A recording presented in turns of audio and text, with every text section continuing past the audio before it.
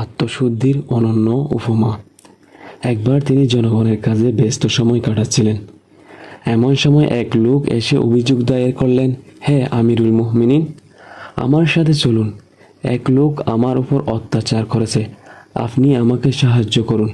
হযরত উমর রাদিয়াল্লাহু একটি লাঠি হাতে নিয়ে তার মাথায় আঘাত করলেন। তারপর বললেন, তোমরা ওই সময় উমরের কাছে অভিযোগ নিয়ে আসবে না। যখন সে তোমাদের কাছে আসবে অথবা যখন মুসলমানদের কোনো কাজে আসবে তখন তার কাছে এসো। লোকটি নিজেকে নিজে তিরস্কার করতে করতে চলে যাচ্ছিল। এমন সময় উমর রাদিয়াল্লাহু বললেন, ওই লোকটাকে আমার কাছে নিয়ে আসো। যখন দ্বিতীয়বার লোকটাকে হাজির করা হলো, উমর রাদিয়াল্লাহু হাত থেকে লাঠি মাটিতে ফেলে দিলেন। লোকটাকে বললেন, লাঠি হাতে নাও।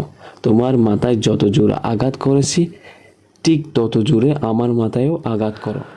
তারপর লোকটি বলল, হে আমিরুল মুমিনিন, এটা কখনো হতে পারে না। আমি আল্লাহর জন্য এবং আপনার শর্মনার্থে ক্ষমা করে দিয়েছি। উমর রাদিয়াল্লাহু বললেন, এভাবে নয়, বরং আল্লাহকে রাজি করে সওয়াবের উদ্দেশ্যে আমাকে ক্ষমা করো অথবা প্রতিশোধ নাও।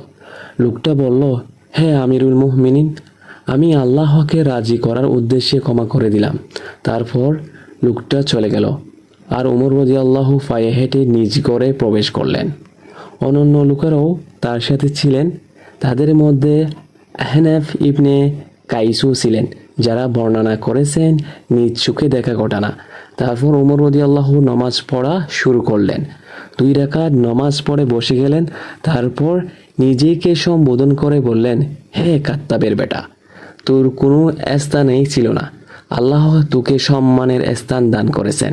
তুই পথভ্রষ্ট ছিলি, আল্লাহ তোকে রাস্তা দেখিয়েছেন।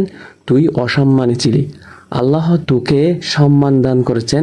তারপর তোকে মুসলমানদের উপর কর্তৃত্ব দান করেছেন। তোর কাছে এক লোক সাহায্যের প্রার্থী হয়ে এসেছিল, তুই তাকে প্রহার করলি। কাল বিচারের দিন যখন রবের সামনে দাঁড়াবি তখন এর কি জবাব দিবি? এভাবেই তিনি নিজেকে নিজে সম্বোধন করে করে তিরস্কার করতে লাগলেন।